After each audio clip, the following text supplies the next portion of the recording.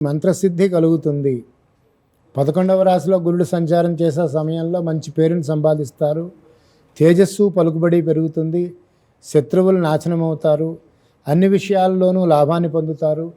జీవిత భాగస్వామి తల్లి లేదా పెద్ద తోబుట్టువుల ద్వారా ఆర్థిక లాభాలను వీళ్ళు పొందగలుగుతారు. వ్యక్తిగతంగా ఎదుగుదల ఉంటుంది. శక్తివంతంగా ప్రయోజనకారిగా ఉంటారు. సమాజంలో మంచి పలుకుబడిని సంపాదిస్తారు. అనుష్ఠానం చేసుకునే వారికైతే గురూపదేశం మంత్రసిద్ధి కలుగుతుంది. శత్రుజయం కలుగుతుంది. ఈ కన్యా రాశి వారికి ఈ సంవత్సరం కొంచెం వివాహ విషయంలో అవివాహితులకి ఇంకా ఆలస్యాన్ని సూచిస్తోంది. అయితే అప్పటికే వివాహమైనటువంటి భార్యాభర్తల మధ్య సత్సంబంధాలు కొనసాగుతాయి. అన్యోన్యత ఉంటుంది.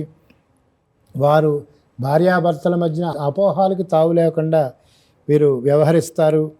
అలాగే ఉద్యోగస్తులకు అన్ని సదుపాయాలని పొందుతారు. వ్యాపారస్తులు కూడా ఆర్థిక పరంగా ప్రగతి కలుగుతుంది. వ్యవసాయదారులకైతే సంవత్సరంలో వచ్చేటువంటి 2 పంటలు కూడా కలిసి వస్తాయి.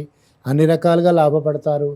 తలంచిన కార్యాలను ధైర్యంతో క్రమశిక్షణతో ఒక వ్యూహంతో సాధించగలుగుతారు. వీరికి కూడా వాహన లాభం కలగబోతోంది.